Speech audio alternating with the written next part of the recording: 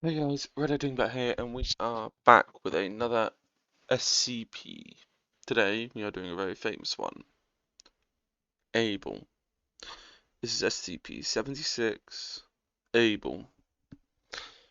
So, there is a little letter to begin, um, to begin with. So, from Dr. Blank to Director Maria Jones, Record Keeping and Information Security Administration. Revision Subject: Revision of SCP-76 SCP file. Blank. I have to go on record as saying that I seriously object to the proposed revisions of the SCP-76 Special Containment Procedure file. I know that redacted all-important stuff already claims a security risk, but you and I both know it's just top brass trying to sweep the biggest and most embarrassing mistake ever under the damn rug.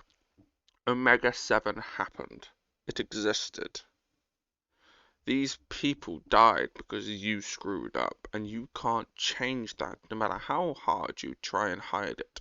For God's sake, man, these people guarding him deserve to know exactly what he is and exactly what he did, what we did, how we fucked up, so they'll know better. Blank.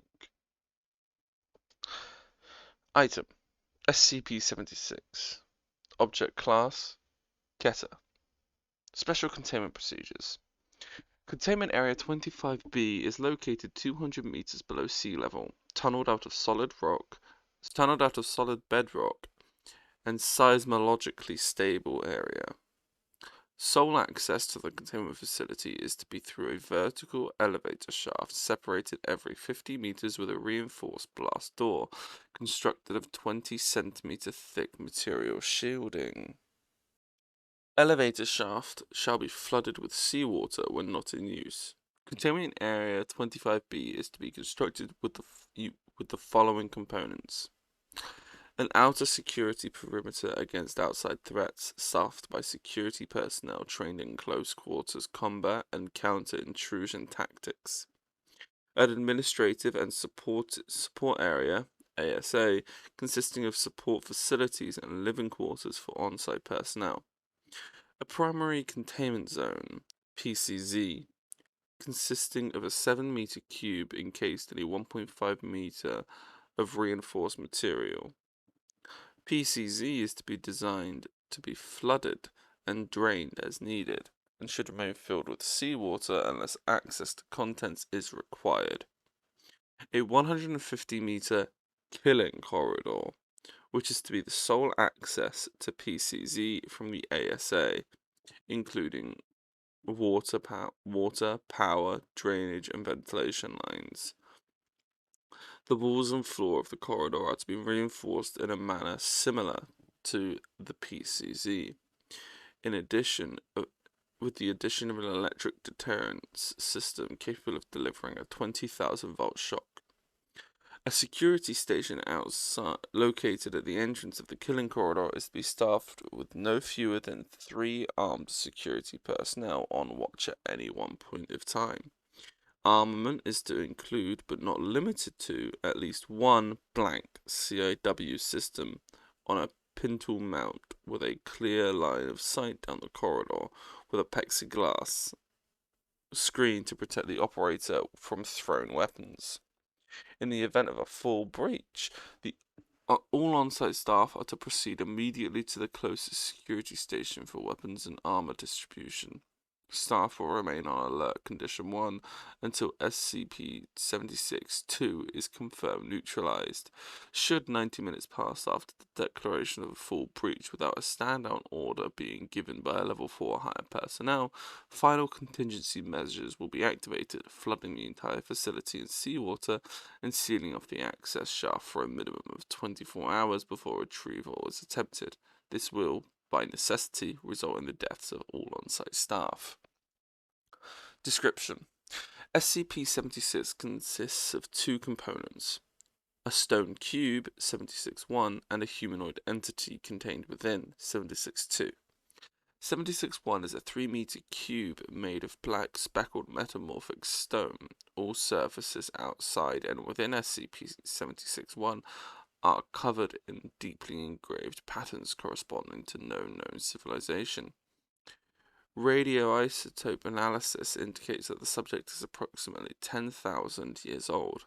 A door is located on one side, sealed with a lock 0.5 meters in width, surrounded by 20 smaller locks in a circular pattern. As of yet, none of the keys have been found, making the door impossible to lock once closed.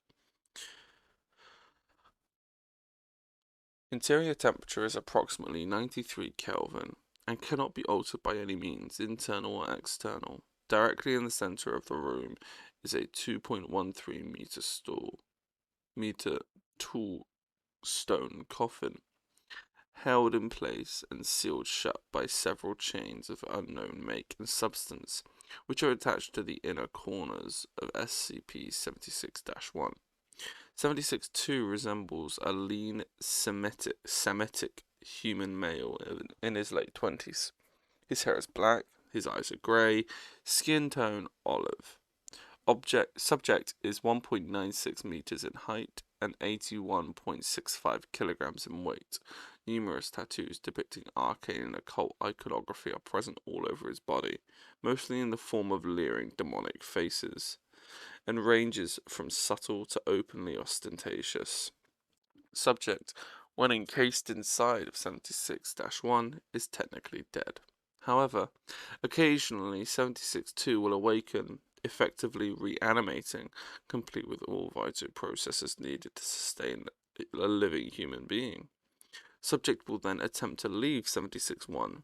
If successful, subject will enter a trance state and seek out the nearest human being, ignoring all other living things in the process. Upon coming into contact with living humans, 76-2 will enter a rage state in which it attempts to engage and kill all human beings encountered. To date, only the subject's death has been shown to be ineffective at ending these rampages. Terminating 76-2 is often problematic due to its significant physical abilities. Subject has superhuman strength and speed, and although not invulnerable, has shown a remarkable ability to ignore pain and shock, pressing on despite what would be debilitating wounds in normal humans.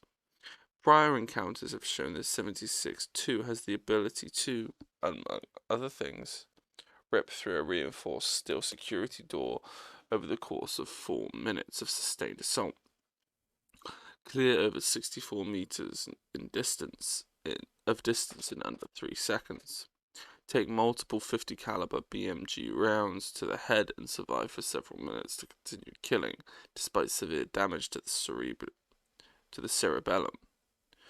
Swat handgun and assault rifle caliber bullets out of the air with the length of steel rebar. Survive for over 1 hour deprived of oxygen before finally asphyxiating. 76-2's most unusual ability, however, is its ability to apparently materialize bladed weapons out of nowhere. Slow motion video footage reveals the blades in question are actually pulled from a miniature dimensional rift, described as a small hole in space. Where the portal heads to is unknown, as is how 76-2 is capable of generating said rifts. Footage of the blades in question show them to be made out of a completely non-reflective blank material, appearing as a black void in space. As the blades rapidly vanish after leaving the subject's possession, no structural analysis is possible at this time. 76-2 has effectively been killed several times in various manners.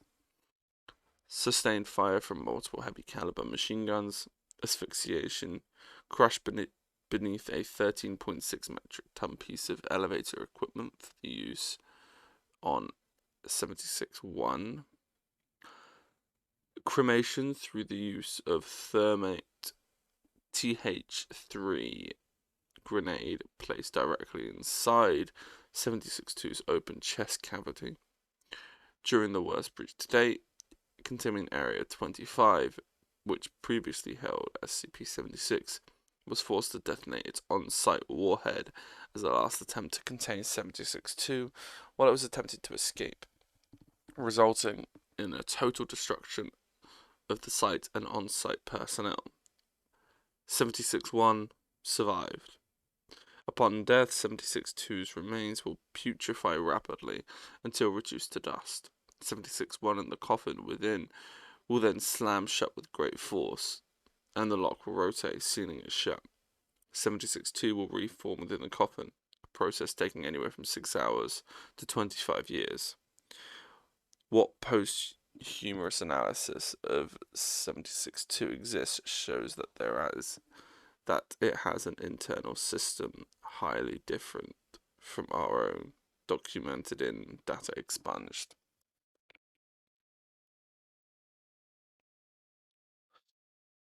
Additional, SCP-76 was found in blank, Mongolia, in 18 blank, by archaeologists from England. All members of the expedition were subsequently killed on the return voyage home.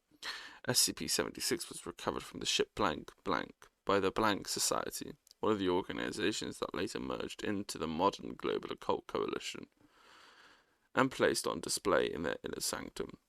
SCP-76 remained in storage for blank years, until SCP-76-2 became active and escaped on blank. The reason for SCP-76 activation is currently unknown, but it was at this point that the keys to the outer shell were lost. A massive manhunt lasting over 3 years and blank took place until 76-2 was incapacitated by blank, killing it and causing it to reform inside 76-1, by then retrieved and secured by agents of the SCP Foundation. Subject was in custody for 3 more years under constant supervision and was terminated whenever it became active, although occasionally was able to escape for short periods of time, often due to security breaches caused by attacks from other organizations. The Foundation's death toll due to this was data expunged. After the last incident, the current procedure regarding SCP-76 was implemented, although they are upgraded regularly with the increase in technological standards. So, SCP-76. There you go. Thank you guys so much for listening. If you liked it, don't forget to like, comment, and subscribe, because why not? It's free. And anyway, I'll see you guys in the next episode. And until then, bye.